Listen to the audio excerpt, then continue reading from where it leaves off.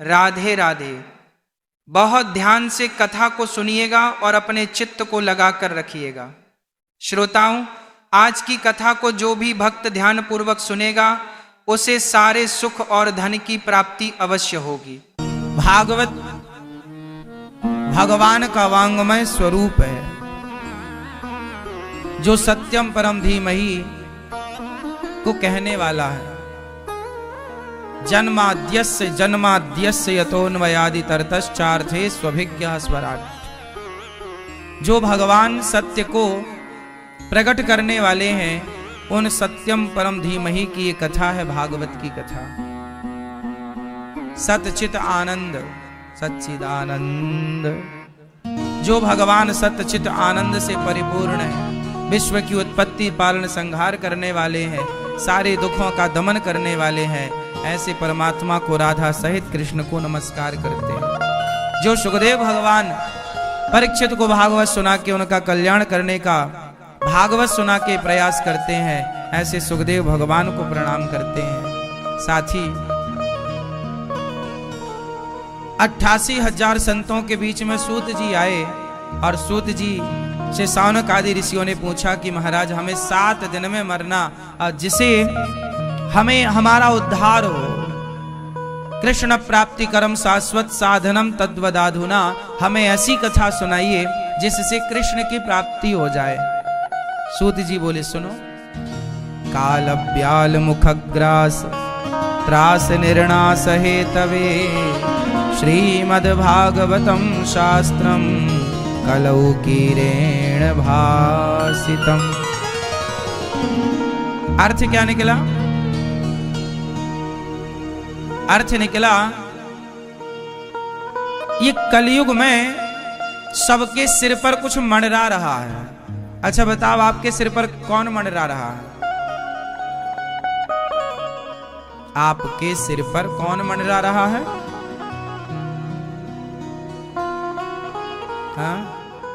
हाँ बैठो। कौन मंडरा रहा है मेरी माँ? काल। काल ब्याल मुखग्रास त्रास निर्णास हेतवे। हम सबके सिर पर काल मंडरा रहा है, मतलब काल की चपेट। काल मतलब मृत्यु, काल मतलब समय।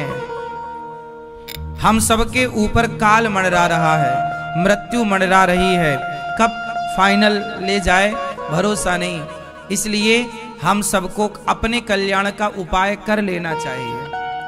समझदार लोग वो नहीं हैं जो मरने के बाद अपने कल्याण का उपाय करें, समझदार वो हैं जो जीते जी अपने कल्याण का उपाय करके जाएं।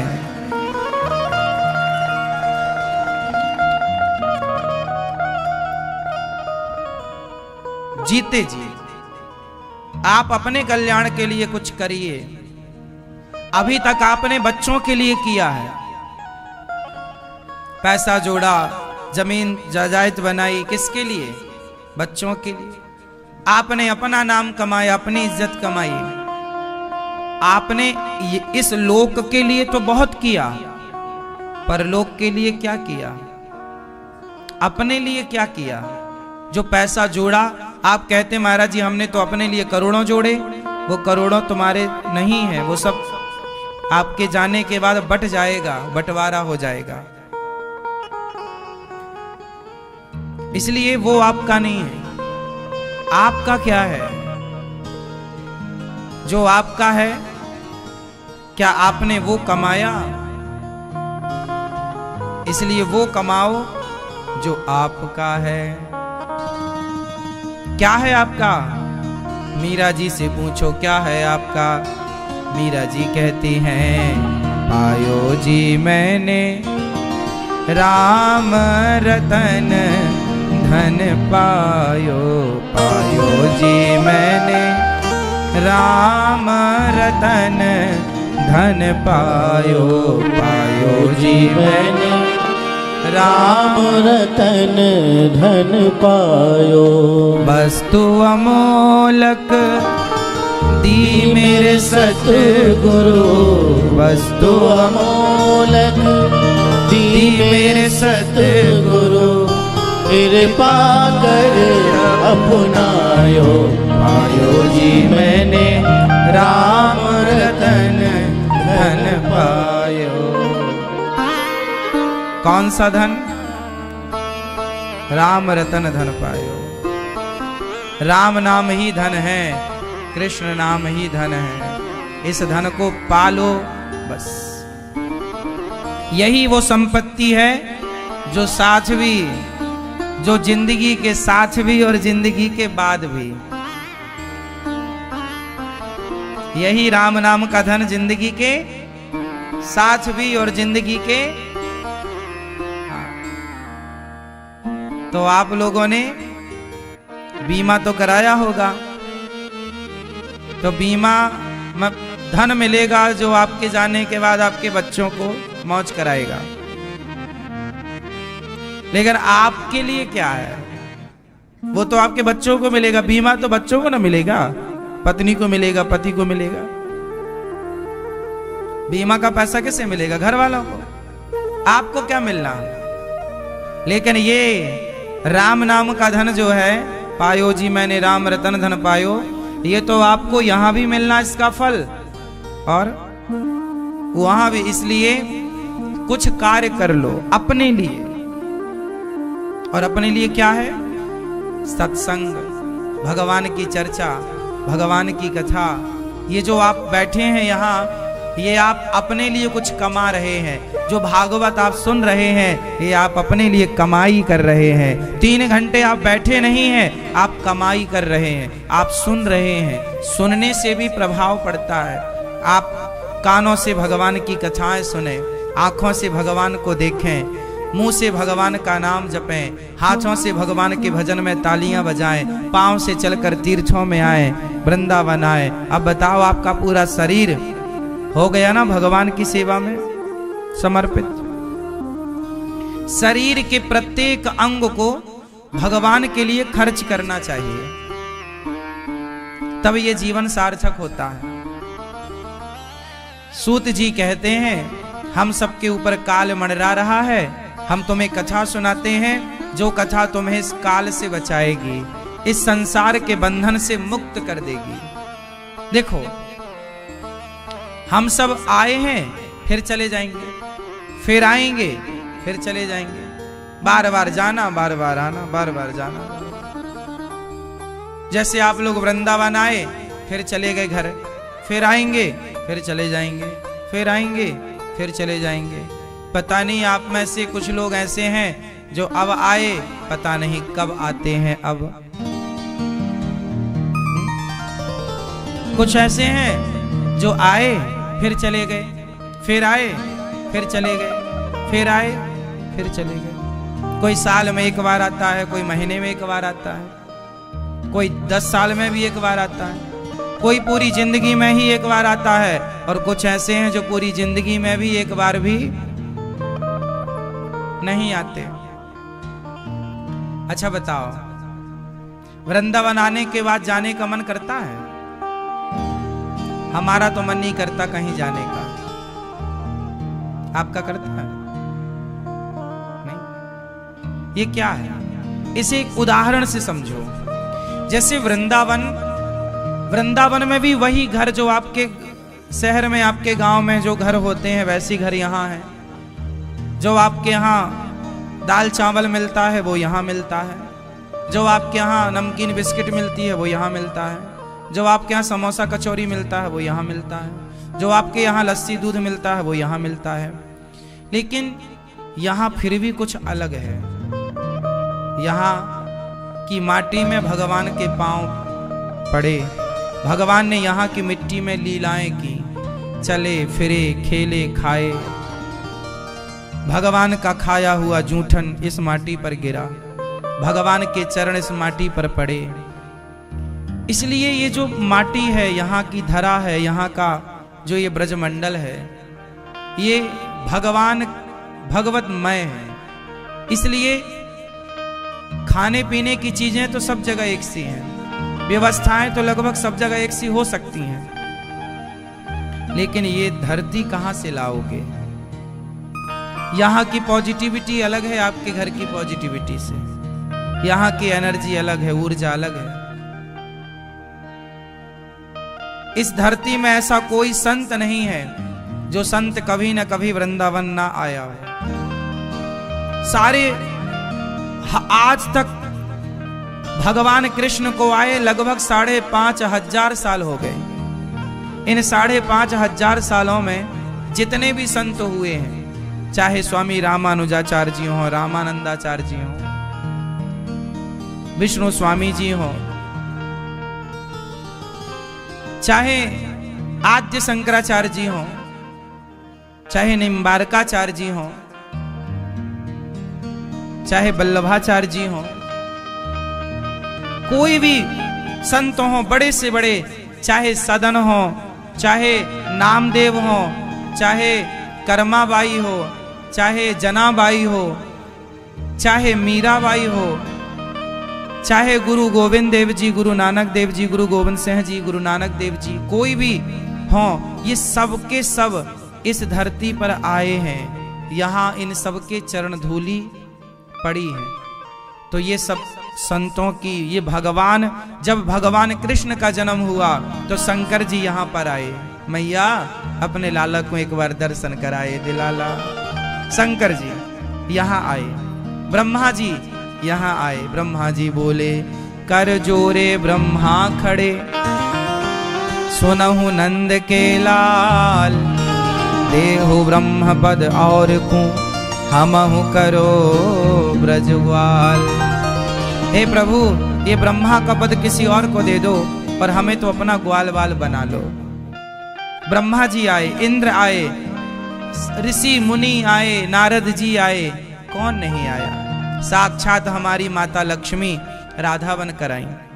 ललिता, विशाखा, चंपकलता, तुंग, विद्या, सुदेवी, ये सारी सखियां आई।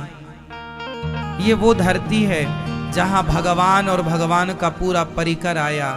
इसलिए जब हम वृंदावन आते हैं ना, तो यहाँ से जाने का जी नहीं करता, क्योंकि यहाँ की मिट्टी हमारे भीतर बैठे परमात्मा की प्रकट भूमि है, तो वो अपनी ओर खींच लेती है। आपके अंदर के जो भगवान है ना, वो भी वृंदावन आना चाहते हैं। अच्छा ये बताओ, आपका जहां जन्म हुआ है, आप कितने भी बड़ा घर बना लो, कितने भी बड़े शहर में चले जाओ, लेकिन कभी ना कभी अपनी माटी की याद जरूर आती है। बोलो हाँ या ना। आप जिस आंगन में खेले खाए, जिस गांव में, जिस गली में, जिस घर में पले बढ़े, वहां की याद जरूर आती है। आप भले वो घर छोड़कर दूसरे घर में रहने लग गए हों, भले वो शहर छोड़कर दूसरे शहर में रहने लग गए हों, लेकिन अपना गांव तो याद आता है। हाँ या ना? आता है कि नहीं? जैसे आपको अपना गांव याद आता है, ऐसे भगवान को भी तो अपना वृंदावन याद आता होगा ना। वो भले बैकुंठ में है, पर यहां भी आते। आप कोरोना काल में ना 80% लोग अपने गांव की तरफ भागे थे। यदि कोई गांव से जुड़ा था और गांव में उनका पैतृक पुराना घर था, तो लोगों ने शहर की बजाय गांव में अपना कोरोना काल में लॉकडाउन का समय बिताना अच्छा समझा लोगों ने, कि गांव अच्छा है। कोरोना काल में लोगों को गांव अच्छा लगा, क्योंकि वहां घूमने की स्वतंत्रता है, वहां हरियाली ज्यादा है, वहां सब चीजें ठीक है, वातावरण अच्छा है। तो जैसे हम भी यहां हैं, तो जन्मभूमि अपनी जननी जन्मभूमश्च स्वर्गादपि गरीयसी। जब राम जी ने रावण को मारा, तो विभीषण जी ने कहा राम से, प्रभु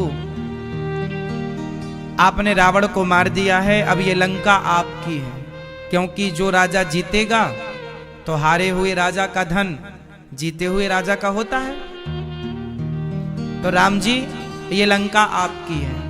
राम जी बोले नहीं, मैंने रावण को मारा है, पर तुम्हारा राज्य तिलक कर दिया है विभीषण, तुम भाई हो रावण के, ये लंका तुम संभालो। तो विभीषण ने राम जी से कहा, प्रभु एक बार लंका को देख तो लीजिए, बहुत सुंदर है ये लंका, सोने की। अब आप सोचिए कि रावण की लंका, जो देवताओं का स्वर्ग लोक है ना, फीका पड़ गया था स्वर्गलोक। इतना वैभव था लंका में, सोने की थी ना साहब। पन्ना पुखराज के तो खंबे कॉलम थे, सोने की लंका थी। विभीषण जी ने कहा जरा चल कर एक बार देख तो लीजिए प्रभु, बहुत सुंदर है। तो राम जी ने क्या बोला? राम जी ने कहा लंका भले सुंदर है, पर हमारे लिए तो हमारी अयोध्या से सुंदर कोई नहीं है। राम के लिए अयोध्या सबसे ज्यादा सुंदर है और कृष्ण के लिए वृंदावन सबसे ज्यादा सुंदर है। तो भगवान कहते हैं मेरा जन्म जहां हुआ वो भूमि, जननी जन्म भूमश्च स्वर्गादपि गरीयसी। भले सोने की लंका क्यों ना हो, पर हमारी जन्म भूमि, वहां हमारी घास की ही झोपड़ी क्यों ना हो, वो श्रेष्ठ। इसलिए अपनी माटी का सम्मान करना सीखिए। तो प्रभु की ये माटी है, जिस माटी पर आप बैठे हैं, ये भगवान की माटी है, ये भगवान की जन्मभूमि है। तो प्रभु की ये भूमि, क्रीड़ा स्थली, ये ब्रजमंडल, यहां प्रभु का प्राकट्य हुआ, लीलाएं हुई। तो आप लोग जब वृंदावन आए ना तो जाने का जी नहीं करता, क्योंकि आपके भीतर कौन बैठा है? भगवान। और भगवान बैठे हैं और आप वृंदावन आए तो भगवान को लगा, झांक के देख रहे होंगे, आ गए हम वृंदावन, अपनी भूमि में आ गए, अपनी माटी में आ गए। आपके भीतर से झांक कर भगवान देखते। आपको वृंदावन अच्छा इसलिए लगता है क्योंकि जो आपके भीतर भगवान है ना, वो इनकी तो भूमि है। तो बार बार दिल करता है नहीं यहीं रहे, यहीं रहे, यहीं रहे, क्योंकि वो अंदर बैठने वाले की यही तो भूमि है। जो अंदर है ना आपके, उनका स्थान है। इसलिए सोचो कि हम वृंदावन आए तो जाने का जी नहीं करता। ऐसे ही भगवान की शरण में जो चला गया, हम बार बार जन्म लेते हैं, बार बार आप बार बार वृंदावन आए, बार बार चले गए, आए गए। ये आना जाना अच्छा है या परमानेंट रहना अच्छा है? देखो आपकी तो अपनी मजबूरी है, काम भी करो, आना जाना आप बनाए रखना। हम केवल समझाने के लिए आपको एक बात समझा रहे हैं। एक तो होता है आना जाना और एक होता है नित्य रहना। तो जो भगवान के भक्ति करता है, जो भागवत सुनता है, फिर भगवान उन्हें नित्य अपनी शरण में रख लेते हैं। इसलिए भागवत सुनने वाला व्यक्ति, भगवान के आश्रित रहने वाला व्यक्ति भगवान की शरण में रहता है। तो भागवत जरूर सुनना चाहिए। सूत जी महाराज कहते हैं हम आपको सार सार सुनाते हैं, सारम सारम समुद्रतम। देवराज इंद्र भी भागवत सुनने को तरसते हैं। एक बार जब भागवत जी सुखदेव भगवान सुनाए रहे हैं परीक्षित जी को, भागवत परीक्षित जी को सुनाई गई। किसने सुनाई? सुखदेव भगवान ने। क्यों सुनाई? राजा परीक्षित को 7 दिन में मरने का श्राप लगा। जिसे 7 दिन में मरना हो उसे क्या करना चाहिए? राजा परीक्षित ने पूछा तो सुखदेव भगवान ने कहा भागवत सुनना चाहिए। परीक्षित जी भागवत सुन रहे थे कि तभी देवराज इंद्र आए अमृत का कलश लेकर। हे सुखदेव जी, ये स्वर्ग का अमृत लाया हूं, ये परीक्षित को पिलाओ, और ये जो कथा अमृत है ये आप हमें पिलाओ। सुखदेव भगवान बोले वाह, अच्छे व्यापारी हो, तुम प्रेमी बनकर आते तो जरूर सुनाते, पर तुम सौदागर बनकर आए हो, और ये कथा प्रेमियों की है, सौदागरों की नहीं है। कथा किन की है? कथा किन्हें समझ में आती है? जो प्रेमी होता है। कथा उन्हें समझ में नहीं आती जो सौदागर होता है। इंद्र को सुखदेव भगवान ने अधिकारी नहीं माना कि तुम बड़े व्यापारी हो, कथा का भी सौदा कर रहे हो कि अमृत ले लो और ये अमृत दे दो। राजा परीक्षित जी से पूछा सुखदेव भगवान ने, परीक्षित आप ही बताओ स्वर्ग का अमृत पीना है कि कथा अमृत पीना है? तब सुखदेव भगवान से परीक्षित जी ने कहा कि प्रभु, स्वर्ग का अमृत यदि हम पी लिए तो हमें स्वर्ग ही तो मिलेगा, स्वर्ग से ज्यादा क्या मिलेगा?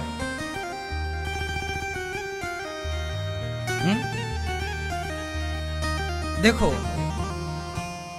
नशा दो प्रकार का होता है। नशा दो प्रकार का, एक तो नशा है शराब का, चरस का, अफीम का, गांजे का, सिगरेट का, बीड़ी का, गुटखे का, ये सब नशा है। तो व्यक्ति ये सब नशा करता है, करने वाले तो करते हैं। लेकिन आप लोग वृंदावन आए, घर गए तो भी वृंदावन को याद किया, घर में हैं तो भी कथा सुन रहे हैं, समय निकाल कर कथा सुन रहे हैं। आपकी बेटी, आपका बेटा, आपका पोता, आपकी बहू, लोग कहते हैं अरे दिन भर कथा सुनती हो माँ, दिन भर कथा सुनती है सासू माँ, दिन भर कथा सुनती है बहू, दिन भर कथा सुनता है बेटा। कुछ लोग दिन भर कथा सुनते हैं, तो कुछ लोग कहते हैं कि आप तो दिन भर कथा सुनते हैं, क्या दिन भर कथा ही कथा सुनना? क्या करें?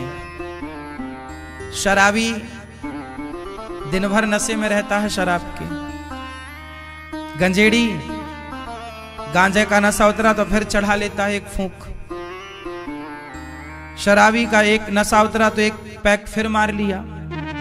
जब शराबी दिन भर नशे में रहता है, गंजेड़ी दिन भर नशे में रहता है, सिगरेट वाला दिन भर सिगरेट के नशे में रहता है, तो भक्त भी नशा ही तो करता है, भगवान की कथा का, भगवान के नाम का, भगवान के कीर्तन का। ये भी एक नशा है। नशा दो प्रकार का है, एक चरस, अफीम, गांजा, शराब इत्यादि का, और एक भगवान के नाम का, भगवान की कथा का। भगवान का नशा चार प्रकार का होता है। भगवान का नशा कितने प्रकार का होता है? चार।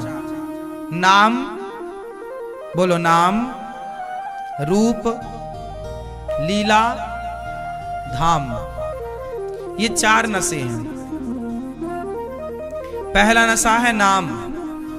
कुछ लोगों को नाम का नशा चढ़ जाता है, वो दिन भर सीताराम सीताराम, राधे श्याम, जय श्रीमन्नारायण, श्रीमन्नारायण श्रीमन्नारायण का नशा है। कुछ लोगों को नशा हो जाता है, वो काम करते रहेंगे और नाम अंदर चलता रहेगा, श्रीमन्नारायण श्रीमन्नारायण, सीताराम सीताराम, राधे राधे राधे राधे। ये नशा है। ये किसका नशा है? नाम का। एक दूसरा नशा होता है रूप का। ये रूप का नशा क्या है? अब जैसे अयोध्या में रामलला बैठे ना, तो सच्ची बताओ, रामलला की इतने कम समय में हम लोगों ने रामलला का दर्शन किया। कुछ लोग, हम तो अभी अयोध्या जी नहीं गए, तो भी रामलला की छवि हृदय में बस गई, और हम आपसे बात कर रहे हैं तो अभी आंखों में रामलला की छवि विराजमान है। हाँ या ना? तो नाम और रूप, भगवान का रूप मन में बस जाए, बिहारी जी मन में बस जाए, गौरी गोपाल भगवान मन में बस जाए। हम आपसे बात करें तो भी बिहारी जी मन में दिखाई पड़े, अंदर दिखाई पड़े। जगन्नाथ जी मन में ऐसे बस जाएं कि हम आपसे बात करें तो भी हमें जगन्नाथ जी का दर्शन हो। ये रूप है भगवान के रूप। देखो, कामी आदमी जो होता है ना, वो स्त्री के रूप को अपने मन में बसाता है, और कामी स्त्री पुरुष के रूप को अपने मन में बसाती है। जो कामी होगा ना, वो आंख खोले चाहे आंखें बंद करे, उसे स्त्री ही स्त्री दिखाई पड़ती है। कामी स्त्री आंख खोले या बंद करे, उसे पुरुष ही पुरुष दिखता है।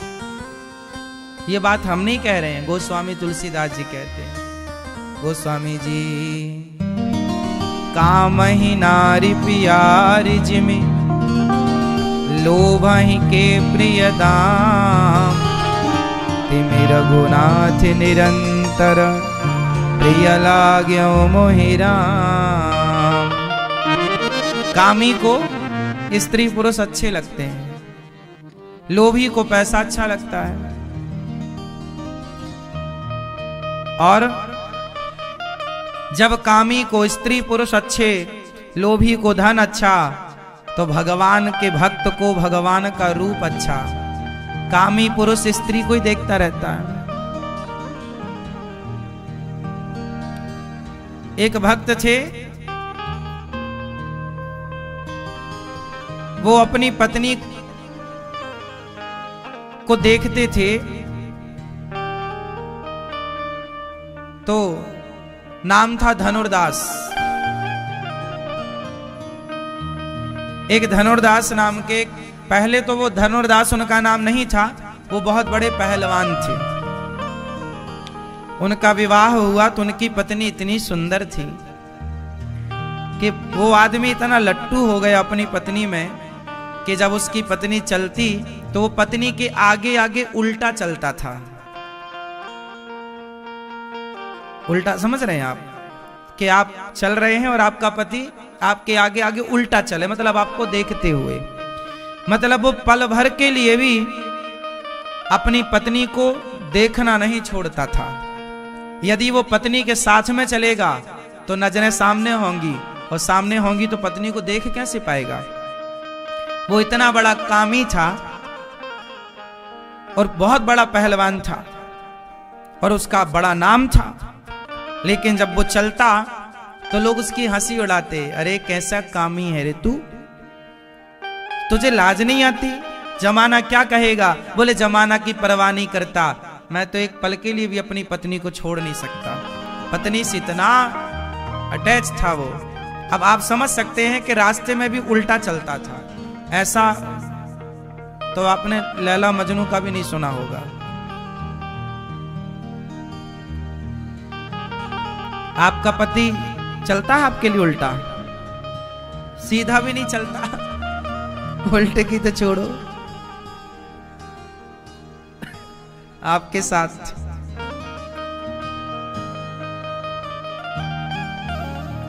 पर ये उल्टा चलते थे। एक दिन ये घटना है दक्षिण भारत की। तो एक दिन रामानुजाचार्य जी मंदिर जा रहे थे रंगनाथ भगवान का दर्शन करने। गोदावरी नदी के किनारे रंगनाथ भगवान विराजे हैं। तो श्री रंगनाथ भगवान का दर्शन करने चले श्री रामानुजाचार्य जी मतलब आप श्री रामानुजाचार्य जी, आप दर्शन करने के लिए गए तो इन्होंने देखा कि वो धनुर्दास जा रहा था सड़क से और सारे लोग हंस रहे थे उस पर। तो रामानुजाचार्य जी की नजर पड़ गई।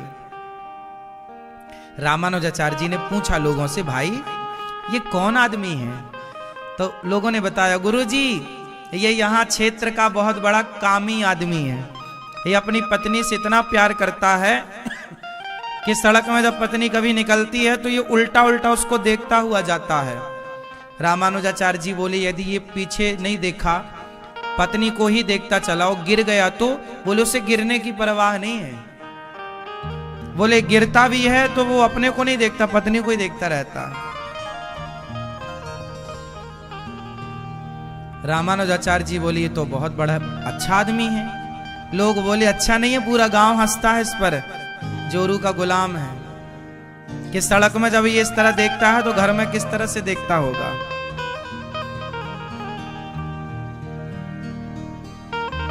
रामानुजाचार्य जी बोले इसको पकड़ के लाओ हमारे पास, ये बहुत बढ़िया आदमी है।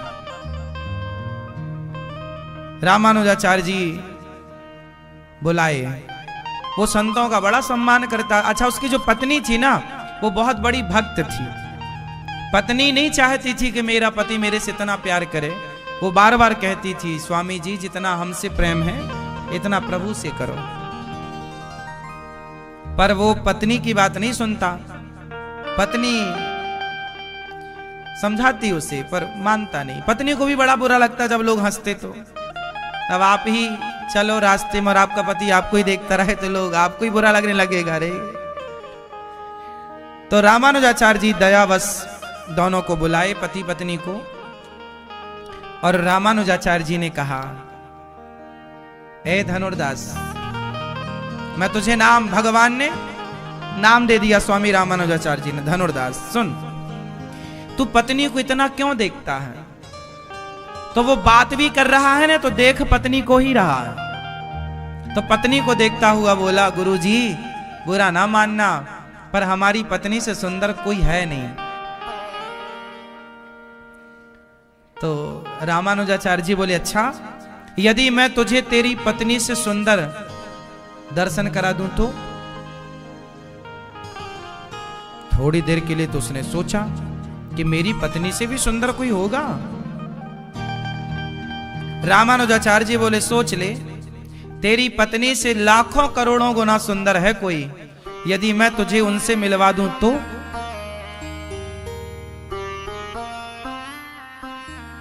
अच्छा दर्शन कराओ, मिलवाओ, हम देखें तो सही कि हमारी पत्नी से भी सुंदर कोई है।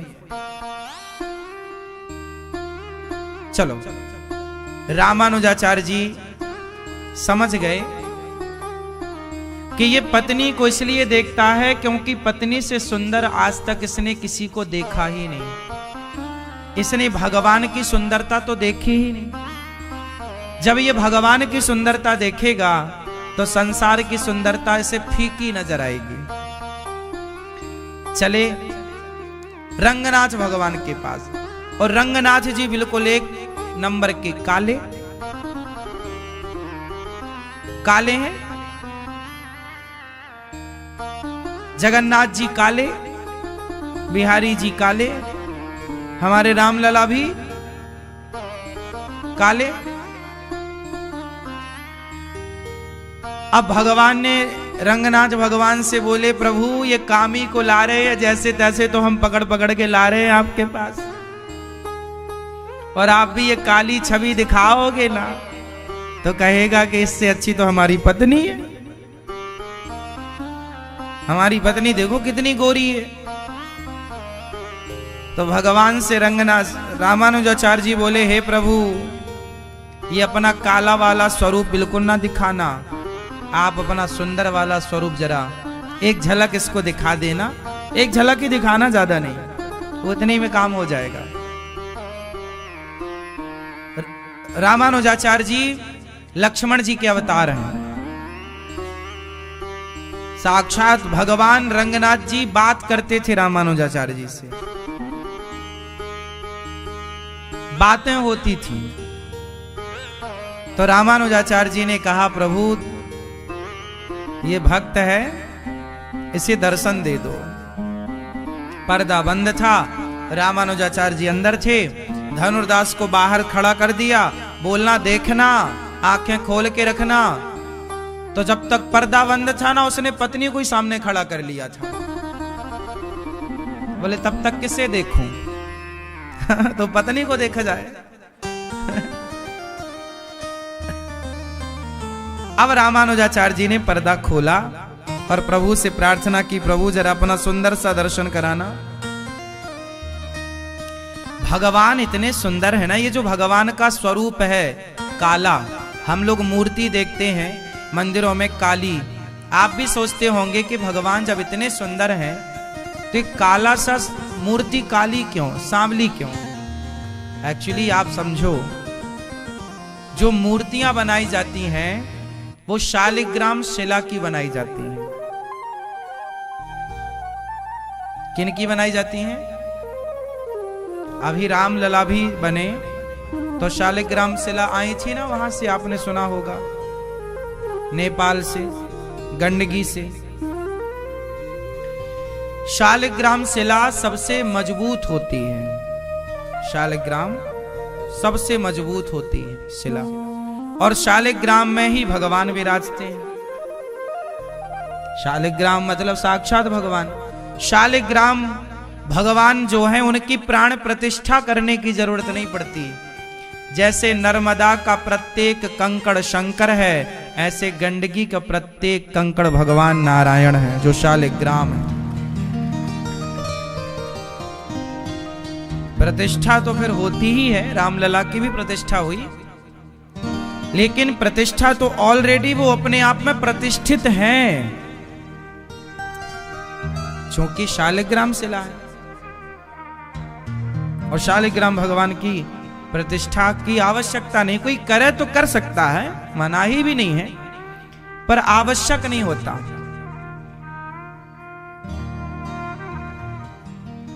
हमारे भारत में जितने भी प्राचीन मंदिर हैं सब शालिग्राम शिला की मूर्तियां, विग्रह। तो भगवान काले इसलिए हैं कि कलयुग में भगवान का जो वर्ण है वो श्याम वर्ण है। राम जी कैसे हैं? श्याम। श्याम गौर सुंदर दो भाई, श्याम गौर सुंदर दो भाई। लक्ष्मण जी गोरे हैं और राम जी श्याम सांवले हैं, इसलिए रामलला भी सांवले हैं। भगवान कृष्ण भी सांवले हैं, तो भगवान कृष्ण सांवले, राम सांवले, तो फिर जगन्नाथ जी भी सांवले, तिरुपति बालाजी भी सांवले, बिहारी जी भी सांवले, क्योंकि ये कलयुग का स्वरूप भगवान का ऐसे ही है। शुक्लो रक्तस तथा पीता इदानीम कृष्णताम गतः। भगवान के चारों युग में 4 रंग होते हैं। सतयुग में भगवान सुंदर होते हैं। सुंदर मतलब सुंदर तो अभी नाम ही है श्याम सुंदर। भगवान सतयुग में गौर वर्ण होते हैं। सतयुग में भगवान, इसलिए 12 भगवान का आपने नाम सुना होगा, सुना है 12 भगवान का। हिरण्याक्ष को मारने के लिए 12 भगवान आए थे ना, तो 12 भगवान किस कलर के थे? 12 भगवान काले नहीं थे। श्वेत 12 कल्प, ये कल्प कौन सा चल रहा है? वही जो 12 भगवान आए थे हिरण्याक्ष को मारने के लिए, वो श्वेत थे, सुंदर सफेद चमचमाते हुए। श्वेत 12 कल्प, श्वेत 12 कल्प चल रहा है ये। सतयुग में भगवान का स्वरूप कैसा होता है? श्वेत मतलब सफेद सुंदर। शुक्लो रक्तस। त्रेता में भगवान सफेद से हल्के से डार्क, हल्के से सांवले राम। द्वापर में पीत, हल्के से भगवान श्री कृष्ण पीले हैं। सांवले तो हैं पर पीला पीतांबर धारण करते हैं, पीत वस्त्र धारण करते हैं भगवान। पर कलयुग में पूरा पूरा भगवान श्याम वर्ण है। तो हर युग का जैसे हर दिन का रंग होता है ना, संडे का ये रंग, मंडे का ये रंग है ना, ऐसे ही सतयुग त्रेता द्वापर कलयुग का भी भगवान का रंग होता है। तो इस हिसाब से भगवान की जो विग्रह है वो विग्रह सांवले, रंगनाथ भगवान बिल्कुल सांवले, और वहां पर धनुर्दास खड़ा है, पत्नी को देख रहा है। रामानुजाचार्य जी बोले प्रभु जरा दर्शन कराओ, और पर्दा खुला तो आज श्री रंगनाथ भगवान ने अपना सतयुग वाला सुंदर से घुंघराले से बाल, सुंदर सा मुख, सुंदर सी आंखें, दिव्य शरीर, इतना तेज, इतने सुंदर भगवान, भगवान के जंघाओं से ना स्वर्ग की अप्सराएं निकली हैं। भगवान की बनाई अप्सराएं इतनी सुंदर हैं कि सारे देवता मोहित रहते हैं। भगवान की बनाई स्त्रियां इतनी सुंदर हैं कि संसार का हर पुरुष किसी न किसी स्त्री पर, किसी न किसी का मतलब है अपनी पत्नी पर। संसार का हर पुरुष किस पर मोहित है? स्त्रियों पर। स्त्रियों पर मतलब अपनी अपनी पत्नियों पर। कितना भी बड़ा राष्ट्रपति हो पर पत्नी के आगे राष्ट्रपति नहीं है वो। हाँ या ना? फिर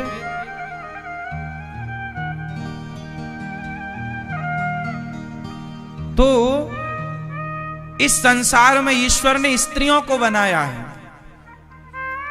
और तो छोड़ो, एक बार भगवान का भी मन हुआ कि जरा हम भी तो स्त्री बनकर देखें।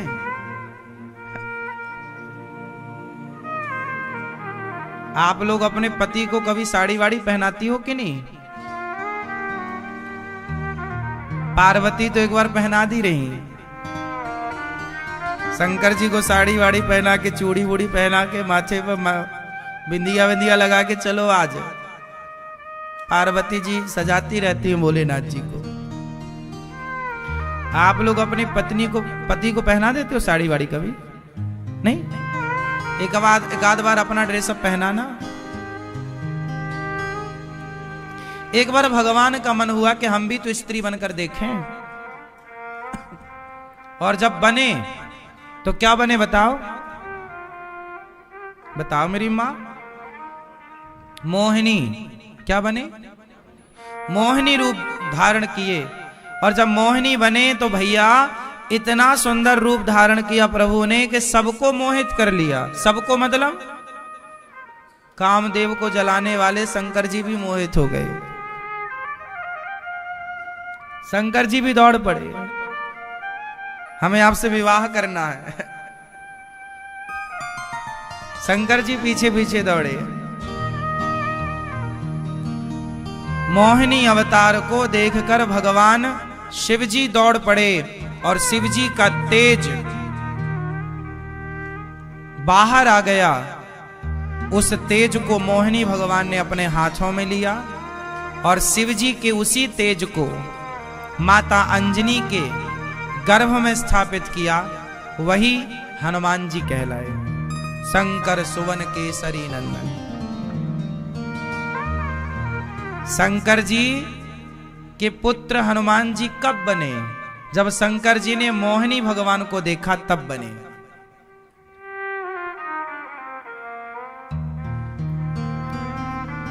तो मतलब भगवान जब स्त्री बनते हैं तो कामदेव को जलाने वाले शंकर जी भी पीछे दौड़ पड़ते हैं। अब आप सोचिए कि भगवान कितने सुंदर होंगे जिनको देखकर शंकर जी दौड़ गए।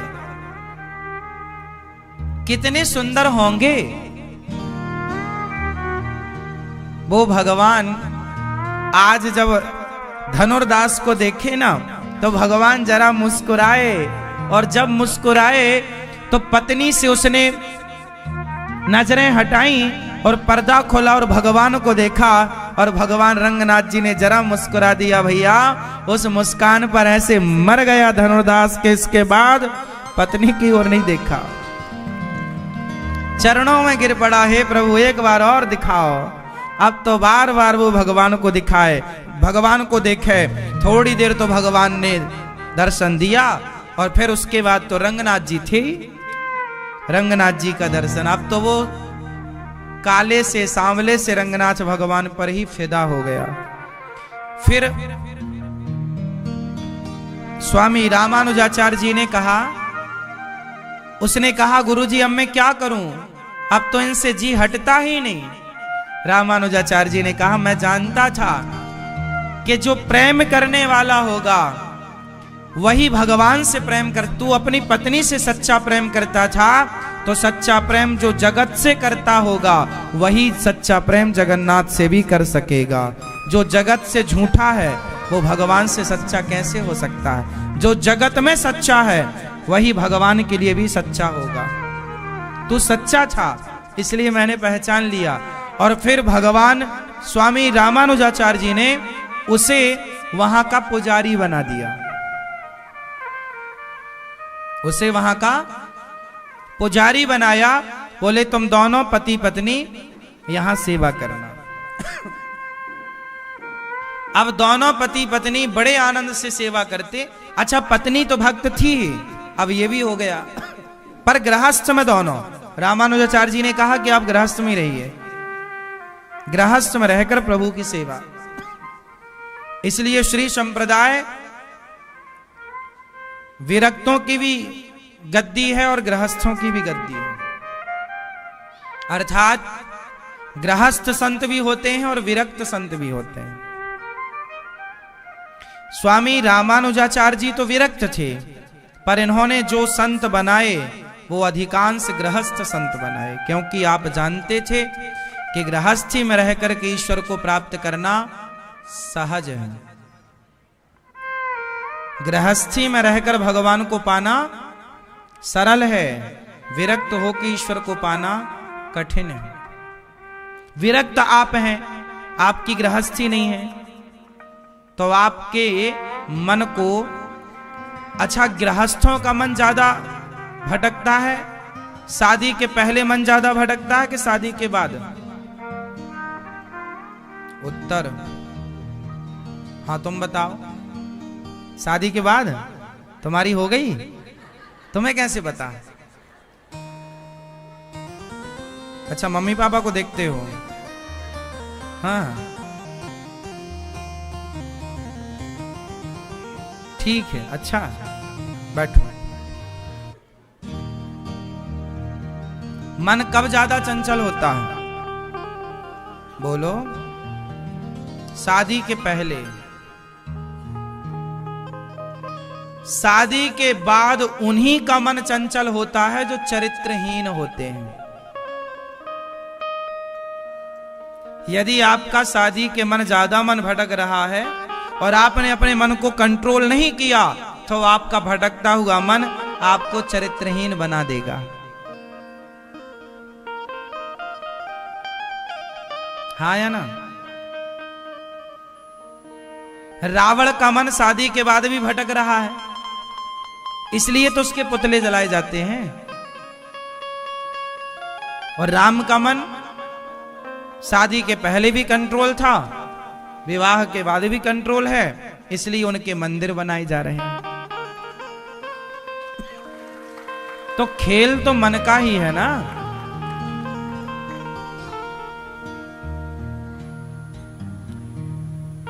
इसलिए गृहस्थ व्यक्ति अच्छा होता है, गृहस्थ आश्रम बहुत अच्छा है, लेकिन कब? जब अपनी पत्नी से संतुष्टि हो, जब अपने पति से संतुष्टि हो, जब ईश्वर के दिए प्रत्येक चीज पर, वस्तु पर संतुष्ट हो, तब आपकी गृहस्थी श्रेष्ठ है। यदि असंतुष्टि है तो पूर्णता नहीं है। पूर्ण व्यक्ति कब होगा? जब संतुष्ट होगा। संतुष्टि ही आपको पूर्ण करती है, संतुष्टि भर देती है, और असंतुष्ट आपको, असंतुष्टि, असंतोष आपको खाली रखता है। हाँ या ना? भरना है तो संतोष लाइए, खाली रहना है असंतुष्ट रहिए, जो कि ऑलरेडी लोग हैं। खाली हैं मतलब असंतुष्ट हैं।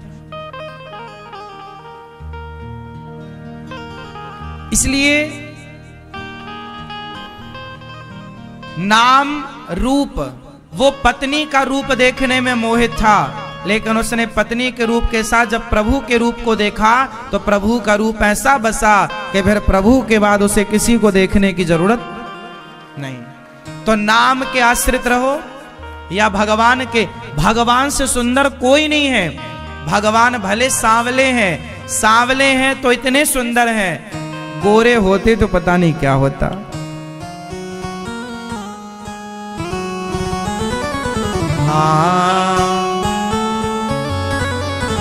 हाँ, जो गोरे होते तो क्या करते मनमोहन, जब श्याम रंग पर ही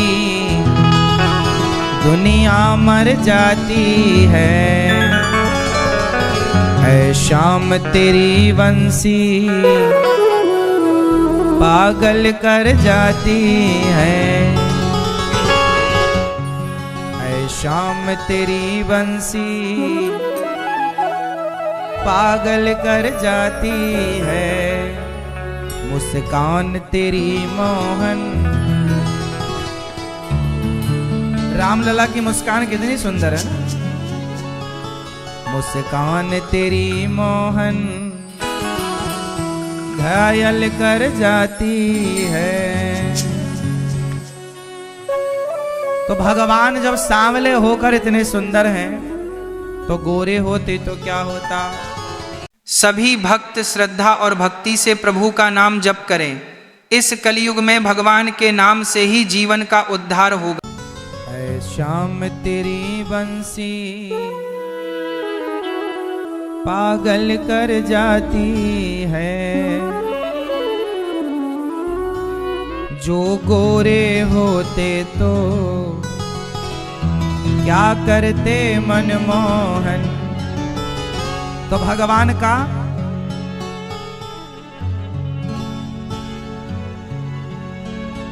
जो नशा है 4 प्रकार का, भक्ति का नशा 4 प्रकार का। पहला नाम, फिर रूप, तीसरा लीला। कुछ लोग नाम का नशा करते हैं दिन भर श्रीमन नारायण, कुछ लोग रूप में खोए रहते हैं, भगवान का ध्यान करते रहते हैं। कुछ लोग घर पर हैं पर रूप बिहारी जी का आंखों में बसा है, जगन्नाथ जी का रूप आंखों में बसा है, रामलला का रूप आंखों में बसा है। कोई नाम रूप, कोई लीला, कोई लीलाओं का दीवाना खोया है। ऐसा लीला में खोए कुछ लोग भगवान की लीलाएं बहुत अच्छे से सुनते हैं, कुछ अपने भीतर लीलाओं का दर्शन करते रहते हैं। ऐसा भाव में रहते हैं कि प्रभु ने गिरिराज जी उठा रखा है और हम सब उनकी छाया में बैठकर टुकुर टुकुर भगवान जी को देख रहे हैं। ये लीला है। हमारे घर में जो भी हो रहा है हम ये मान रहे हैं कि ये प्रभु की लीला हो रही है। लीला जो हो रहा है उसे भगवान की इच्छा और लीला मानना चाहिए। हम बहुत सुखी हैं, ये ईश्वर की लीला है। हम बहुत दुखी हैं, ये ईश्वर की लीला है। हम हंस रहे हैं, ये ईश्वर की लीला है। हम रो रहे हैं, ये ईश्वर की लीला है। जो हो रहा है उसे भगवान की इच्छा समझना चाहिए। कुछ लोग नहीं समझते, तो ना समझने से भी आपका फायदा क्या है और समझ लेने में आपका नुकसान क्या है। इसलिए जो हो रहा है उसे प्रभु की लीला मानना चाहिए। रावण सीता मैया को ले गया, वो लीला थी, वरना सीता मैया को कौन ले जा सकता है? कौन ले जा सकता है? राधा जी को छोड़कर भगवान चले गए, ये लीला है, वरना एक पल के लिए भी प्रभु कहां छोड़ते हैं श्री राधा रानी को। लीला है। ऐसे आपका बेटा, आपके घर में बच्चा हुआ, ये प्रभु की लीला है। और आपके घर में किसी की मृत्यु हुई, ये भी ईश्वर की लीला है। आपको लाखों का फायदा हुआ, ये भी ईश्वर की लीला है। और आपको लाखों का नुकसान हो गया, ये भी ईश्वर की लीला है। हर चीज में ईश्वर की लीला मानना चाहिए और अपने घर परिवार को इस भाव से देखना चाहिए कि हम प्रभु के हैं और ये सब प्रभु का है, इसलिए जो हो रहा है ये भगवान की इच्छा से हो रहा है। तो ये लीला घर में ही सदस्यों को भगवत दृष्टि से देखना, बच्चों को भगवान की दृष्टि से देखना कि ये भगवान है।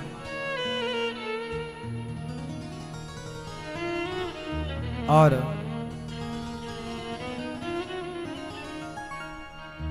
पत्नी को, पति को, माँ को, पिता को, सबको भगवत दृष्टि से ही देखना। भगवान का एक अवतार स्त्री का अवतार है ना, मोहिनी, अभी हमने बताया। तो जो आपकी पत्नी है ना, उसे भी मोहिनी ही समझो, क्योंकि वो भी तो आपके मन को मोहित करती है। तो आपकी पत्नी भी तो भगवान का ही अवतार है, मोहिनी अवतार मान लो पत्नी को भी, और अपने पति को कृष्ण का अवतार मान लो, राम का मान लो। मेरा पति राम है और मेरी पत्नी भी भगवान मोहिनी, इसलिए भगवान स्त्री बनकर आए कि तुम्हें स्त्री में भी मैं दिखूं। इसलिए पत्नी में भी भगवान पुरुष को देखना चाहिए। कि मेरे लिए मेरे भगवान ही पत्नी बनकर आए हैं मुझे सुख देने के लिए। मेरे लिए मेरे राम मेरे कृष्ण ही आए हैं पति के रूप में मुझे सुख देने के लिए। मेरे घर में पुत्र रूप में प्रभु ही प्रकट हुए हैं, जैसे यशोदा के घर प्रकट हुए, कौशल्या माँ के घर प्रकट हुए, ऐसे हमारे घर प्रकट हुए हैं हमें सुख देने के लिए। तो अपने बच्चों में, अपनी पत्नी में, अपने पति में भगवत भाव रखना यही लीला है। कितना बढ़िया जीवन होगा ना यदि हम इस दृष्टिकोण से सबको देखने लग जाएं तो नाम, रूप, लीला और चौथा है धाम। चौथा क्या है? धाम। क्या? धाम मतलब जैसे आप लोग साल भर अपने घर में रहते हैं पर साल में एक बार 7 दिन के लिए 5 दिन के लिए धाम में रहते हैं, तो वो एक बार जो 5-7 दिन के लिए धाम में आप आए वो साल भर के लिए आपको चार्ज कर देता है। महीने में एक बार, साल में एक बार आते रहा करो। जब बिहारी जी का दर्शन करके जाया करो तो बिहारी जी से ये कहकर जरूर जाया करो, बिहारी जी जल्दी से बुलाना, प्रभु अपने से दूर मत करना, धाम ना छूटे। आप धाम से जुड़े हैं, ये भी धाम का ही वास है। धाम बहुत भाग्यशाली हैं वो जिन्हें प्रभु ने अपने धाम में रखा है। बहुत भाग्यशाली हैं वो जो धाम से जुड़े हैं, जैसे आप लोग। आप कहीं भी रहो शरीर से, पर मन धाम में होना चाहिए। हम अयोध्या जी नहीं जा पाए तो क्या हुआ, हमारा मन तो अयोध्या धाम में ही होना चाहिए। हम वृंदावन नहीं आ पाए तो क्या हुआ, हमारा मन तो वृंदावन में ही होना। मन कहाँ है ये मायने रखता है। शरीर तो देखो नश्वर है, ये बॉडी का क्या मूल्य है, ये तो चिता पे जलने के लिए ही है। आज नहीं कल, कल नहीं परसों जलना है इसको। हम चमड़ी को कितना भी सजाएं, एक दिन आग के हवाले तो होनी है। इसलिए शरीर से इतना मोह नहीं रखना चाहिए। हाँ, मन को पवित्र करके प्रभु के चरणों में लगा देना चाहिए, क्योंकि हिसाब शरीर का तो होना नहीं है। यमराज जब हिसाब करने बैठेंगे तो आपका शरीर कहाँ था ये थोड़ी हिसाब होगा, आपका मन कहाँ था ये हिसाब होगा। हाँ मैया, ओ मोबाइल वाली मैया, कर लो थोड़ा सा चला लो व्हाट्सएप।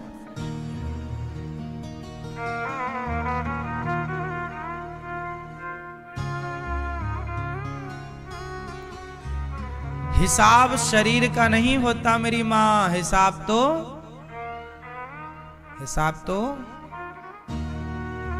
मन। रे मन तू सत्संग कर, छोड़ जगत की रीत, अंत समय पछताएगा जब आयु जाएगी बीत। रे मन सब सो निरस हैं, सरस राम सो होए, उचित सिखावन देत है निस दिन तुलसी तोए। मन की गति है अटपटी, झटपट लखे न कोय, और मन की जब खटपट मिटे तो झटपट दर्शन होए। मन बड़ा चंचल है, इसलिए 4 से मन को जोड़ दो, नाम से मन को, लीला से मन को, रूप से मन को और धाम से मन को। इन 4 में एक से तो जुड़ के ही रहना। कल्याण चाहते हो तो या तो नाम का आश्रय लो, या तो रूप का आश्रय लो, भगवान के रूप में मस्त रहो, भगवान की छवि मन में बसाओ, या तो लीलाओं का गुणगान करते रहो या सुनते रहो। अब जैसे आप लोग यहाँ बैठे क्या सुन रहे हैं, प्रभु का गुणगान सुन रहे हैं, तो ये तीसरा है, नाम रूप लीला। प्रभु की लीलाओं को सुनो अधिक से अधिक, जितना सुनेंगे उतना चित्त शुद्ध होगा। अच्छा ये बताओ, अभी आप सुन रहे हैं, आपको सुनने में अच्छा लग रहा है कि नहीं? ये अच्छा लग रहा है? कई लोग तो, कई हमारी माताएं बहनें सुनती सुनती उनकी आंखों में आंसू आ जाते हैं, इतना प्रेम उमड़ जाता है। ये आंसू जो आपकी आंखों से आते हैं ना, ये आंखों के आंसू ये बता रहे हैं कि आपका चित्त शुद्ध हो रहा है, धुल रहा है। ये आंखों का आंसू मतलब धुलना, ये चालू हो गया प्रोसेस, धुलाई चालू, साफ सफाई अंदर, जो जन्म जन्म का कचरा जमा है सब साफ। इसलिए भक्त लोग रोते हैं भगवान की याद में, भगवान का चिंतन करते करते रोते रहते हैं। तो नाम रूप लीला और धाम। श्री नारद जी महाराज ने जब इंद्र कथा से वंचित रहे, तराजू बांधकर तौला, भागवत जी का पलड़ा भारी, 7 दिन में परीक्षित जी की सदगति हुई, इंद्र का अभिमान समाप्त हुआ। भागवत, हम लोग ना स्वर्ग नहीं चाहते। आप हमसे पर्सनल पूछिए कि महाराज जी आपको क्या चाहिए, तो पहली बात तो हमें कुछ भी नहीं चाहिए। स्वर्ग वर्ग तो हमें चाहिए, फ्री में कोई दे स्वर्ग तो स्वर्ग नहीं चाहिए। ये मानव का शरीर जो पाए हैं ना, ये स्वर्ग को पाने के लिए नहीं पाए, हम तो प्रभु के चरणों में प्रेम बढ़ाने के लिए शरीर पाए हैं। हे प्रभु, हमारा आपके चरणों में प्रेम बढ़े, भक्ति बढ़े, केवल प्रेम आपके चरणों में, और कुछ नहीं। ना तो हमें मोक्ष की अभिलाषा है, ना स्वर्ग जाना है, हम तो बैकुंठ भी नहीं चाहते, केवल प्रेम।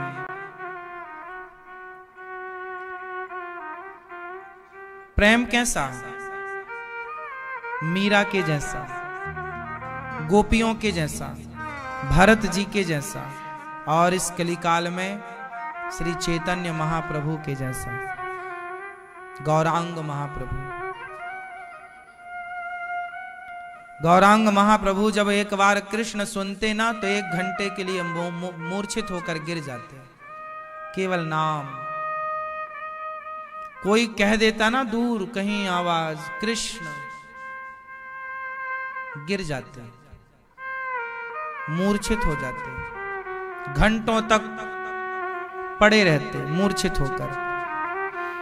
इतना प्रेम था, इतना प्रेम। गुरुजी ने जब गुरु मंत्र कान में दिया, उस मंत्र को जब सुने तो सुनते ही बेहोश हो गए। इतना प्रेम। गौरांग महाप्रभु जंगल में जब मस्ती से कीर्तन करते, तो उनके प्रेम में वो जंगल के हिंसक पशु पक्षी भी प्रेमी बनकर और उनके संग संग नाचते। आज भी कुछ जंगलों में, कुछ पर्वतों में श्री गौरांग महाप्रभु के अवशेष हैं। आज भी वो स्थान है जहां पत्थर पिघल गया उनके प्रेम में। जैसे जब राम जी से मिलने के लिए भरत जी चित्रकूट गए ना, तो जिस पत्थर पर भरत जी खड़े हो गए और राम को देखा, प्रेम में पिघल गए श्री भरत जी। जिस पत्थर पर प्रभु बैठे थे, भरत जी खड़े थे, वो पत्थर पिघल गया और भरत जी के प्रभु के चरण अंकित हो गए पत्थर में। उनके प्रेम से पत्थर से कठोर क्या होगा, पर वो भी पानी हो गया और नदियां रुक गईं। श्याम सुंदर जब बांसुरी बजाते थे ना, तो गैया जब घास खाती, और घास खाती तो मुंह जमीन पर घास उखाड़ने में, काटने में, जो गैया नीचे मुंह की तो नीचे रह गया, घास ऊपर मुंह करके चबा रही तो मुंह जैसे स्थिति वो चबा रही, घास मुंह में है तो रह गई, और बांसुरी बजी तो बस स्तब्ध होके, मतलब हम सब बेजान से हो गए, सब जस के तस। पेड़ हिल रहे हैं, यूं गए तो यूं ही रह गए, यूं से यूं नहीं हो पाए। गैया के मुंह में घास दबी है पर वो चबा ना पाई, उस बांसुरी को सुनकर के वो मस्त हो गई। गौरांग महाप्रभु नाचे तो शेर संग संग नाचता, हिरण संग संग नाचता, सांप नाचने लग जाता और नेवला भी नाचने लग जाता। ऐसा प्रेम तो केवल पढ़ा है। भगवान से बस इसी प्रेम की कामना करते हैं कि प्रभु आप हमारे कोई पुण्य के बल पर बदले में कुछ देना चाहें तो बस ऐसा प्रेम दें कि केवल आपके अतिरिक्त कोई और ख्याल ना हो भीतर, कुछ और दिखे ना, अंधे हो जाएं, केवल आपको देखें और किसी को ना देखें, कुछ ना दिखाई पड़े आपके सिवा। सूरदास जी जैसा अंधा होना अच्छा है। जिन्हें कृष्ण को देखने के लिए क्या चाहिए? सूरदास की आंधेरी आंखें चाहिए।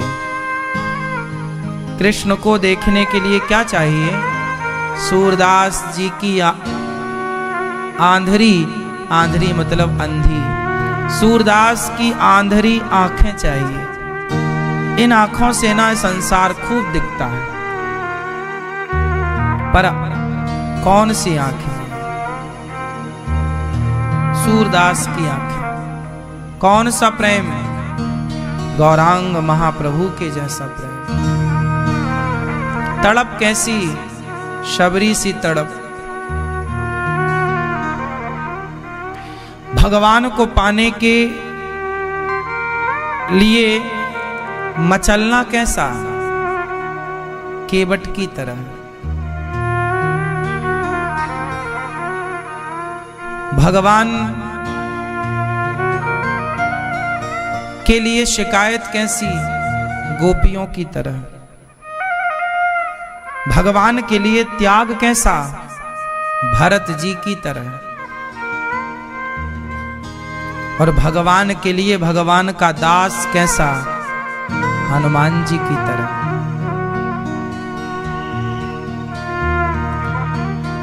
भगवान के बन जाने में कितना फायदा है, पता नहीं ये दुनिया वालों को कब समझ में आएगा।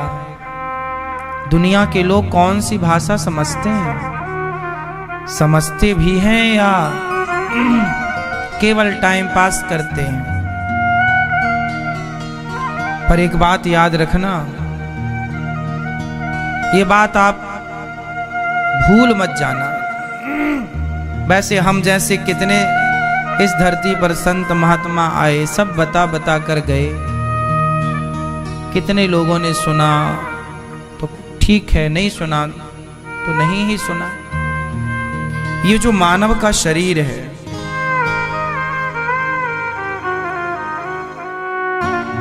इस शरीर को आप अंतिम शरीर समझो। इस शरीर से केवल एक चीज मांगना भगवान से, हे प्रभु यदि हमने कोई पुण्य किया, कोई भक्ति की, कोई जप तप, कोई हमसे पुण्य हुआ तो प्रभु बस उस पुण्य के बदले केवल यही दो कि हम सदा आपके श्री चरणों का, आपके प्रभु आपके चिंतन में हम अपने मन को लगाए रखें, आपके चरणों का चिंतन करते रहें। हे नाथ हमें प्रेम दीजिए, आपके श्री चरणों में हम लगे रहें। एक क्षण के लिए चाह कर भी हमारा मन चाह भी ले हटना तो भी ना हटे। इस तरह से प्रभु की प्रीति। अच्छा, प्रेम में बड़ा सुख है, चाहे प्रेम संसार का हो या प्रभु का हो। देखो सुख तो मिलता है, पत्नी से प्रेम है, बच्चों से प्रेम है, परिवार से प्रेम है, तो संसार का प्रेम भी हमें सुख देता है। ऐसा नहीं कि नहीं देता, देता है। नहीं देता होता तो लोग क्यों संसार में इतने आसक्त होते? तो संसार का जो प्रेम है वो सुख देता तो है, पर संसार के प्रेम में सुख तो है, वो क्षणिक है, थोड़ा है। पर जो प्रभु से प्रेम का आनंद है वो अथाह है। संसार में क्या है? सुख, और प्रभु में क्या है? आनंद। अब सुख में और आनंद में अंतर केवल इतना है कि सुख का उल्टा होता है। क्या सुख का उल्टा? क्या? जोर से। दुख। सुख का उल्टा दुख। हंसने का उल्टा दिन का रात। हानि का लाभ का। संसार में प्रत्येक चीज का उल्टा है। यदि आपको सुख मिला है तो दुख मिलेगा ही, क्योंकि पर्याय है।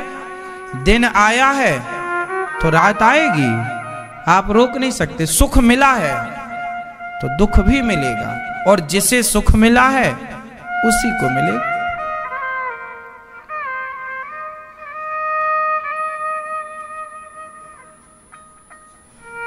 बस संसार में, पत्नी में, पुत्र में, बिजनेस में, व्यापार में, पैसा में सुख है।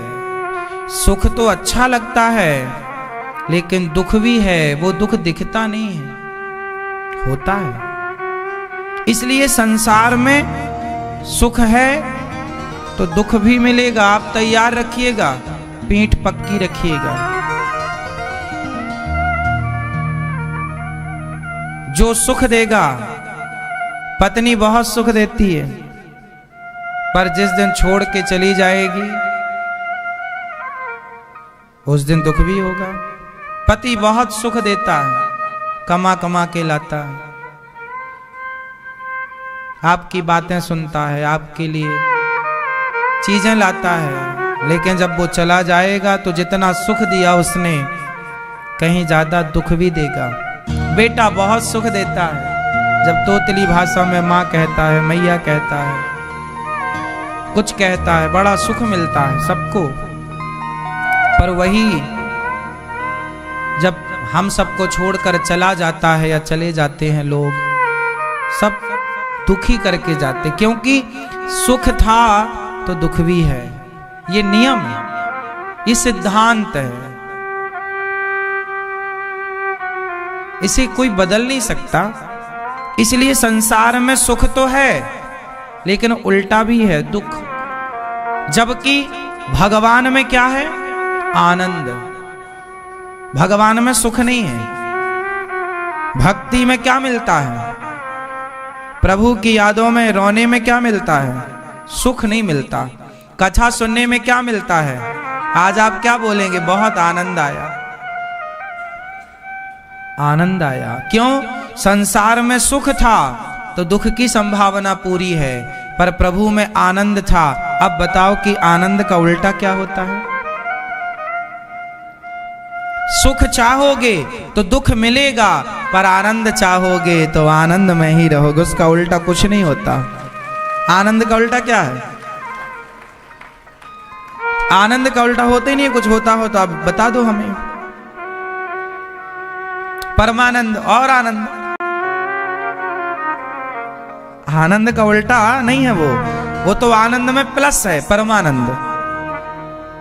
उल्टा कहां है? बताओ, आनंद का उल्टा क्या है? इसलिए ना हमें सुख चाहिए, ना हमें दुख चाहिए। ना सुख में उलझो, ना दुख में उलझो। प्रभु के प्रेम के आनंद में मस्त रहो। जिसके जीवन में मिला सत्संग है, उसको तो हर घड़ी आनंद ही।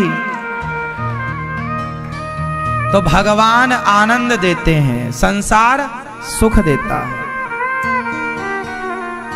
हाँ या ना? सुख में और आनंद में अंतर है, समझ में आया? सुख के बाद दुख में। अच्छा, सुख है क्षणिक, जरा सी देर का, खाने का सुख जरा सी देर का, पेट भर गया, उसके बाद रसगुल्ले का स्वाद खत्म। भूख थी तब तक बढ़िया रबड़ी लगती है, पेट भरने के बाद आप रबड़ी खाएंगे नहीं। फिर संसार का सुख क्षणिक था, लेकिन कथा में आनंद इतना है कि आपके 3 घंटे कब बीत गए आपको पता ही नहीं चलेगा। आनंद। कथा पूरी अभी हो जाएगी, हम आरती अभी करेंगे तो आपको ये जरूर लगेगा थोड़ा और सुनते, थोड़ा और, क्योंकि यहां पेट नहीं भरता। संसार में तृप्ति है, पर प्रभु की कथा में, प्रभु के नाम में, प्रभु के आनंद में तृप्ति नहीं। आनंद का मतलब आनंद लेते जाओ, लेते जाओ। सुख तो भर जाता है, सुख से तो तृप्ति भी होती है और ग्लानि भी होती है, हाँ या ना? लेकिन आनंद में ना तृप्ति होती और ना ग्लानि होती है। इसलिए आनंद चाहते हो तो प्रभु की शरण में रहा करो, क्योंकि भगवान का नाम ही आनंद है। नंद के आनंद भयो जय कन्हैया। ये आनंद भगवान है। आप क्या कहते हैं महाराज जी आनंद नहीं आ रहा संसार में? संसार में आनंद है ही नहीं, संसार में तो सुख है। सुख चाहते हो तो संसार की तरफ भागो, और आनंद चाहते हो तो भगवान की तरफ भागो। अब दोनों तरफ भागने का भी अंतर है।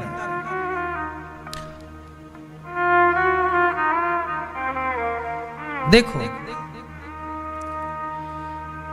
सूर्य भगवान पूर्व दिशा की ओर से आते हैं, और यदि आप पश्चिम दिशा की ओर भाग रहे हैं तो बताओ परछाई आपके आगे होगी कि पीछे? उत्तर मैया, परछाई कहां होंगी हमारी? हमसे आगे, हमसे, क्योंकि हमने पीठ भगवान की तरफ की है। सूर्य भगवान की तरफ हम यदि पीठ कर लें और संसार की तरफ भागें तो परछाई हमसे आगे होगी। जितना आप परछाई के पीछे भागोगे परछाई आपसे उतने आगे। लेकिन आप यदि सूर्य भगवान की तरफ भागने लग गए तो परछाई जो अभी आपके आगे थी वही आपके पीछे आ जाएगी कि नहीं? ये परछाई है संसार का प्रत्येक सुख। जब आप संसार की ओर भागते हैं तो संसार का प्रत्येक सुख आपके आगे आगे भागता है, आप उसे पकड़ने के लिए पीछे पीछे। और जब आप भगवान के पीछे भागते हैं संसार को छोड़कर, तो संसार का सुख आपके पीछे पीछे भागने लग जाता है।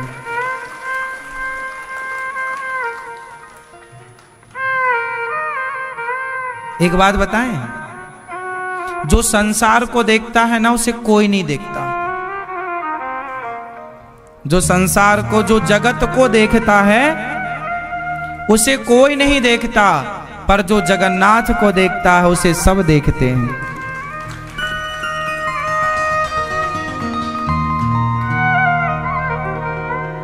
देख लो ना, मीरा ने गिरधर गोपाल को देखा, मीरा ने गिरधर गोपाल को देखा तो मीरा को सबने देखा। सोचो कि मीरा ने गिरधर गोपाल को ना देखा होता तो मीरा को कौन देखता? मीरा ने कृष्ण को जाना तो लोगों ने मीरा को जाना। मीरा ने कृष्ण को ना जाना होता तो लोग मीरा को क्यों जानते? जो प्रभु को जानता है उसी को सब जानने की कोशिश करते हैं, जो प्रभु को नहीं जानता उसे कोई जानने की कोशिश। इसलिए आपकी अपनी कोई पहचान नहीं है, हमारी अपनी कोई पहचान नहीं है। हम तो प्रभु के नौकर हैं और प्रभु के नौकर बनकर के ही रहना चाहते हैं।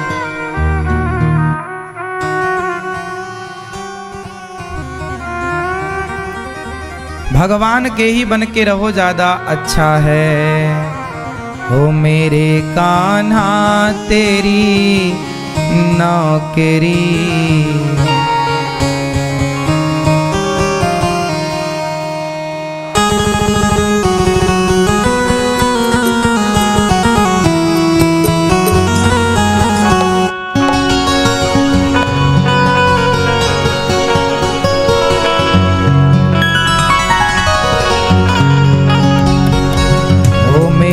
कान्हा तेरी नौकरी सबसे बढ़िया है, सबसे खरी।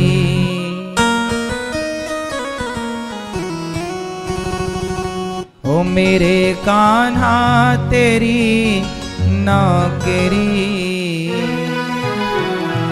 सबसे बढ़िया है, सबसे खरी। तो हम किसके बने, किसको देखना है? भगवान को देखोगे तो क्या मिलेगा? इसलिए नौकर बनना है तो जगत के क्यों, जगन्नाथ के नौकर बनो ना। व्यापार है, आप नौकरी करते हो तो ये मान के कि प्रभु ये सब आपका और हम तो आपके नौकर हैं। अनिरुद्धाचार्य किसका नौकर है? अपने प्रभु का, हमारे श्रीमन नारायण का, हमारे जगन्नाथ जी का, बिहारी जी का, रामलला का नौकर हूं मैं। ओ मेरे कान्हा तेरी नौकरी। मेरे 3 घंटे की नौकरी होती है, आपको कथा सुनाने की नौकरी। ऐसी होगी कहाँ दूसरी, सबसे बढ़िया है, सबसे बड़ी। मैं तो प्रभु का दिया खाता हूं। मेरी औकात तो इतनी भी नहीं है कि मैं अपना पेट भर सकूं। मेरी अपनी औकात, मेरी अपनी हैसियत तो इतनी भी नहीं है कि मैं अपना ही पेट भर सकूं। ये तो मैं तो बिहारी जी की कृपा का खाता हूं, मैं तो भगवान का खाता हूं। इसलिए मेरा खाता भगवान के यहाँ। आप लोगों ने अपना खाता खुलवाया कि नहीं प्रभु के चरणों में? नहीं खुलवाना, और प्रभु के खाता का ही खाना। जो मिल जाए ईश्वर का धन्यवाद, जो मिल जाए प्रभु को भोग लगाओ। तेरा तुझको अर्पण, क्या लागे मेरा दे दो पाओ।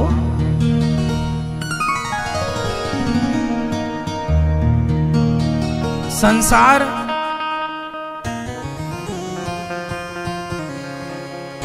जब हम अपना मानने लग जाते हैं ना, तब बात बिगड़ती है।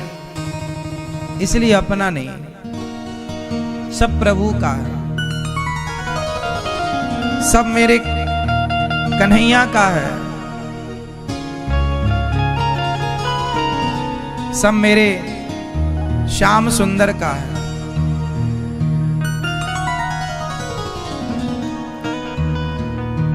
प्रिय भक्तों,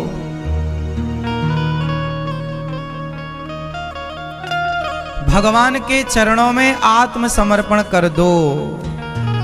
हम लोग समर्पण नहीं कर पाते, इसका बड़ा हमें कष्ट उठाना पड़ता है। समर्पण जो है प्रभु अब आपका है, हमारा कुछ नहीं। नारद जी महाराज सारे तीर्थों में गए भ्रमण करने के लिए। सारे तीर्थों में गए पर शांति नहीं मिली।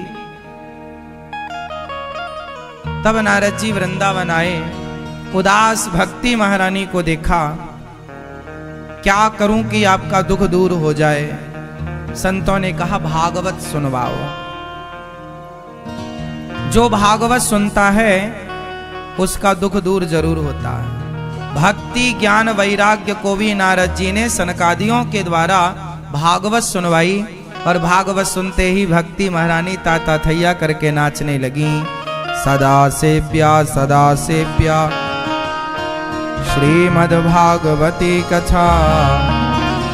जो भागवत जी की कथा है सदा सुनने के योग्य है। सदा सुनो, सुनते रहो, सुनते रहो, सुनते रहो, खूब सुनो। भगवान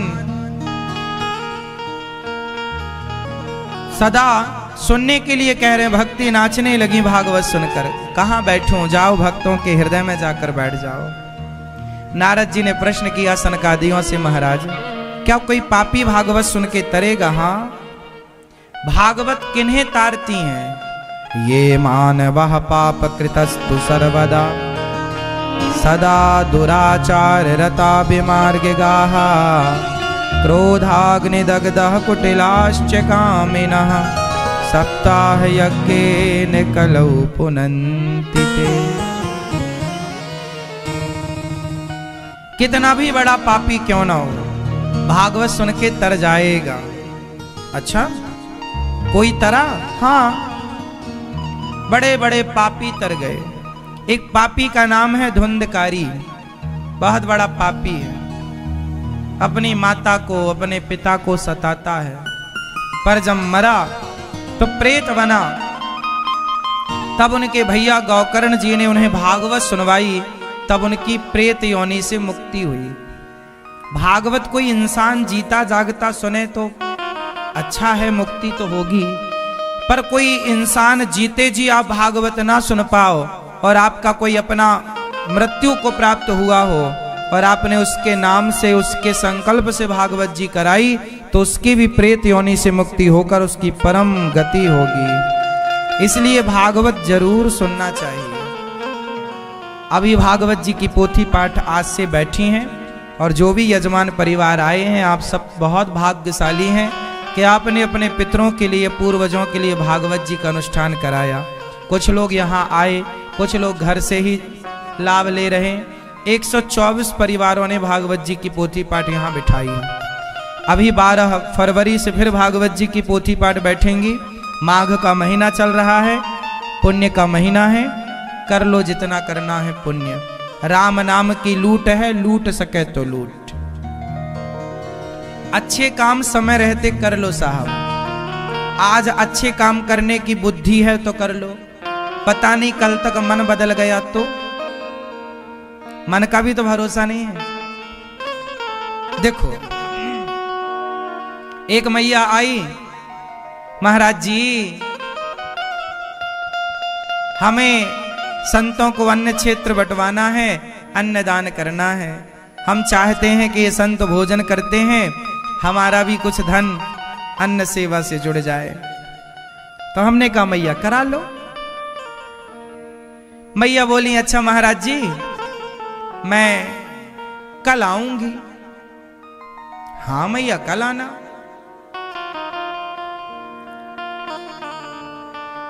कल मैया फिर आई, महाराज जी वो हमने कल बोला था ना अन्न क्षेत्र कराने का। हाँ हाँ मैया बोला था आपने। महाराज जी वो अब हम बाद में कराएंगे। क्यों बाद में कराओगी मैया?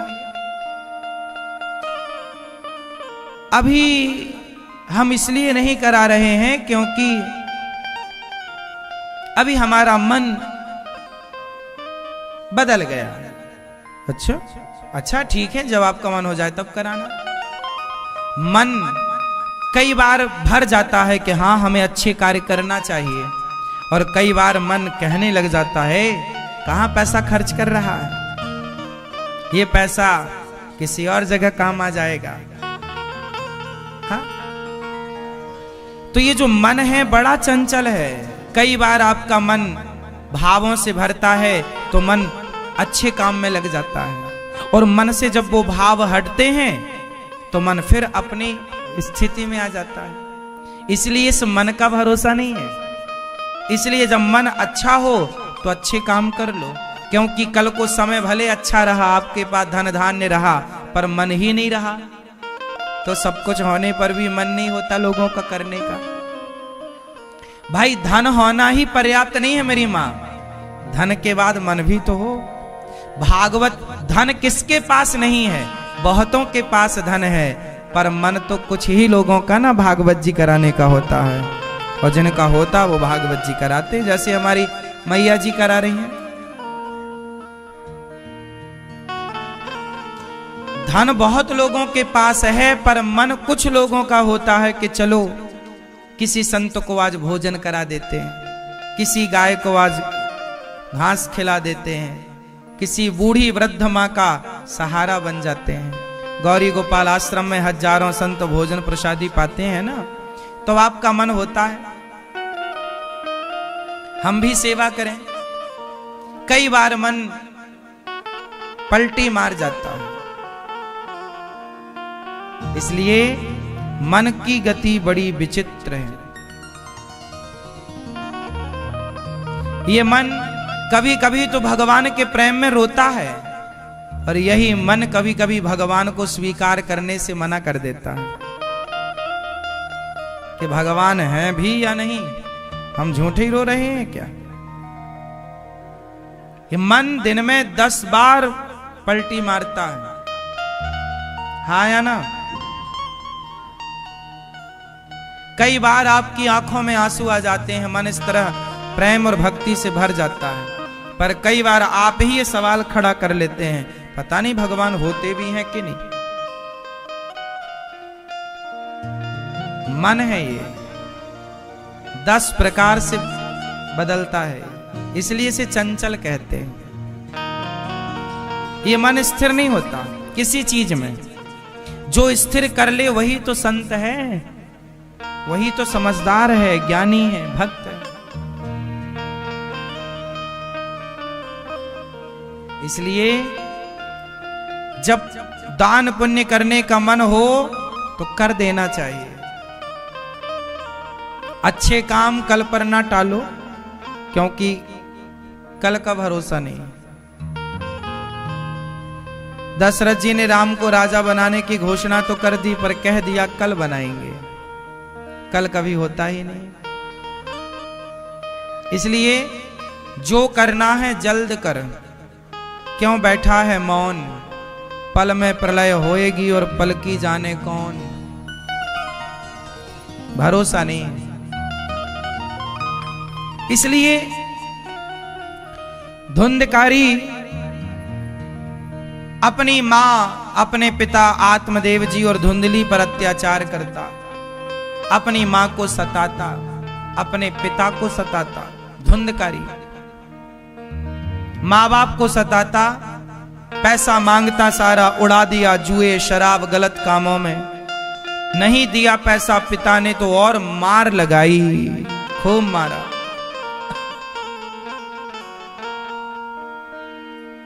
मार रहा है धुंधकारी, और आत्मदेव जी का मन भी बेटे में लगा है, मेरा बेटा मुझे मार रहा है बेटा। तब रो पड़े गौकर्ण आत्मदेव जी। तब गौकर्ण जी ने उपदेश दिया, देहेष्टिमांस रुधिरे विमतिं त्यजत्वं जाया सुतादिषु सदा ममतां विमुञ्च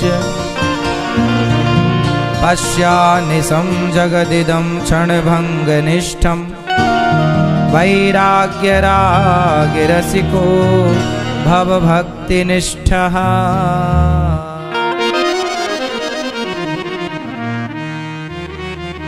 देहेष्टिमांस रुधिरे विमतिं त्यजत्वम्। गौकर्ण जी ने अपने पिता को समझाया, पिताजी आपका बेटा आपको मार रहा है और आप कह रहे हो मेरा बेटा मेरा बेटा। ये संसार कितना आपको उलझाए रखता है, संसार आपको इतनी ठोकरें लगाता है, फिर भी आपका मन संसार में ही लगा है। इतनी बातें खाने के बाद भी आपका मन उलझा कहाँ है? संसार में। बेटा आपको फटकार लगा देता है, बहू आपको फटकार लगा देती है, फिर भी आपका मन हटता नहीं है बेटा बहू पोता पोती से, फिर भी मन वहीं रखा है। 100 जूते खा के भी तुम्हारा मन संसार में ही है। अच्छा तो विभीषण था कि एक लात खा के ही सुधर गया। तुम तो लातें खाने के बाद भी नहीं सुधर रहे हो। वो तो लातें खा के राम की शरण में आ गया, यहाँ तो लातें खा खा के भी वहीं पड़े हैं जिनकी लातें खाई। ठोकर अच्छी है या बुरी है?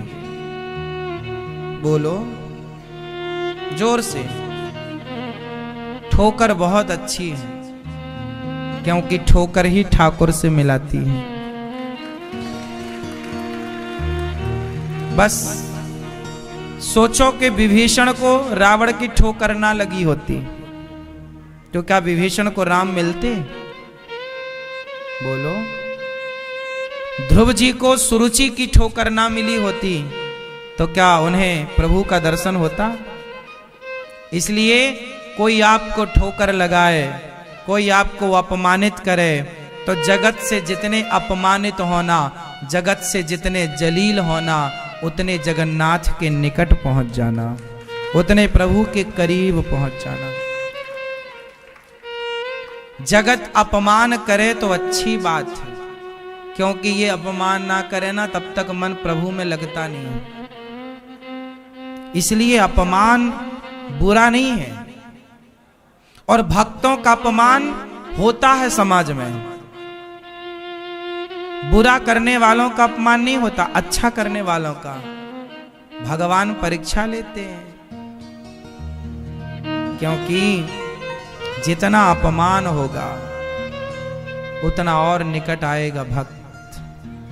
इसलिए आपको ये अपमान भी ईश्वर का प्रसाद मानना चाहिए कि हानि लाभ जीवन मरण यश अपयश विधि हाथ।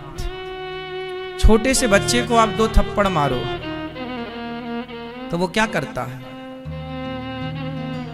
जोर से। छोटा सा बच्चा जब अपनी माँ से 2 थप्पड़ खाता है तो वो और माँ के करीब पहुंच जाता है।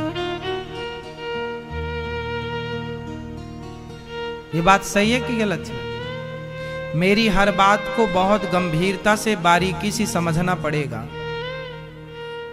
फील के साथ, भावनाओं के साथ जुड़ना पड़ेगा, तब मेरी बात आप समझ पाएंगे। मेरे एग्जाम्पल भी आप तब समझ पाएंगे जब आपके अंदर फीलिंग होगी, भाव होगा। छोटे से बच्चे को माँ थप्पड़ मारती है तो बच्चा रोता रोता फिर माँ से ही तो लिपटता है। बताओ, माँ थप्पड़ मारती है तो बच्चा और कहाँ जाता है? थप्पड़ खा के भी माँ के पास। बस आपका अपमान हो रहा है ये समझना कि ईश्वर के थप्पड़ हैं, और जितना अपमान हो, जितना संसार में दुख मिले, उतने और करीब पहुंच जाओ प्रभु के, और लिपट जाओ उनके चरणों से,